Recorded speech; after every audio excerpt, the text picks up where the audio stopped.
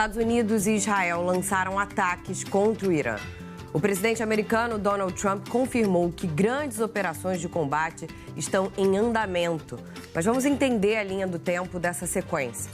As primeiras explosões foram registradas na capital Teherã por volta das 10 da manhã no horário local, 3h30 da madrugada no horário de Brasília. O ministro de Defesa de Israel confirmou o que chamou de ataque preventivo contra o território iraniano. Você consegue ver na imagem a fumaça espessa que se espalhou no centro de Teherã. Essas explosões ocorreram bem próximas ao palácio e escritórios do líder supremo do Irã, o Ayatollah Ali Khamenei. Porém, o regime iraniano confirmou que o líder foi retirado de Teherã. Além da capital, explosões foram ouvidas em outras 5 cidades, incluindo Isfahan, Qom, Karachi e Kermanshah. Poucos minutos depois desses primeiros ataques, Trump publicou esse vídeo nas redes sociais. O presidente americano afirma que a operação iniciada tem como objetivo eliminar ameaças iminentes do regime iraniano. Trump ainda afirmou que a operação é massiva e contínua e promete usar a força esmagadora e poder devastador para destruir mísseis iranianos e garantir que o país não possa desenvolver uma arma nuclear. O primeiro-ministro israelense Benjamin Netanyahu afirmou em um pronunciamento que os ataques foram lançados para eliminar a ameaça existencial representada pelo regime iraniano e incentivou o povo do Irã a derrubar o regime dos ayatollahs. O Irã confirmou o contra-ataque. O Bahrein, Kuwait e Abu Dhabi, regiões no Oriente Médio onde os Estados Unidos têm bases navais, registraram explosões. As forças de defesa de Israel afirmam que mísseis também foram disparados contra Israel. Sirenes foram acionadas em diversas áreas do país e autoridades afirmaram que a Força Aérea Israelense está operando para interceptar e atacar as ameaças. A gente está, portanto, nessa cobertura ao vivo aqui na Globo News desde cedo e comigo, Marcelo Lins, para falar sobre esse ataque que era, de alguma forma, iminente, né? A comunidade internacional temia, mas as negociações estavam acontecendo, né? Pelo menos esse era o discurso oficial. Nas últimas 3 semanas, várias rodadas de negociação, se falava, inclusive, de mudar de cidade, né? Para poder fazer com que as negociações prosseguissem e tivessem avanços no sentido de chegarem a um novo acordo em relação à questão do arsenal nuclear do Irã, mas a gente sabe também o quão errático e o quão determinado, quando já decidido, Trump é. Então, eu queria te ouvir, evidentemente, você que acompanha tudo tão de perto. Bom dia. Bom dia, Bárbara. Na medida do possível, claro. Bom dia a você que está acompanhando a gente aqui desde cedinho.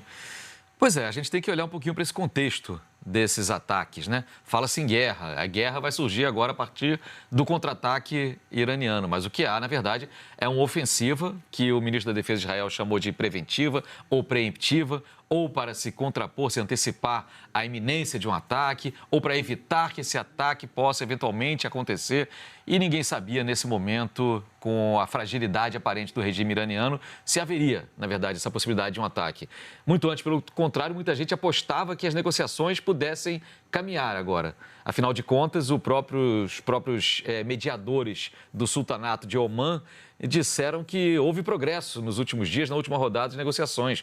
Falaram que havia avanços ali sensíveis e isso era importante. Falava-se numa nova rodada de negociações para a Áustria, Viena, na segunda-feira, onde fica, inclusive, a sede da Agência Internacional de Energia Atômica, né?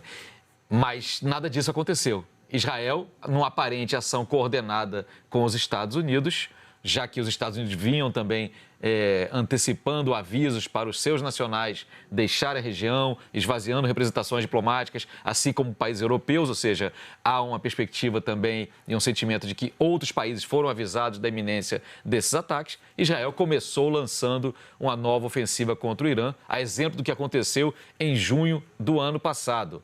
E aí vale lembrar também, Bárbara, alguém faltou com a verdade ou em junho do ano passado ou agora. Porque em junho do ano passado, quando Israel primeiro e depois com o apoio dos Estados Unidos atacaram o Irã, as suas instalações militares, o presidente Donald Trump dos Estados Unidos foi muito claro. O programa nuclear iraniano foi obliterado, acabou.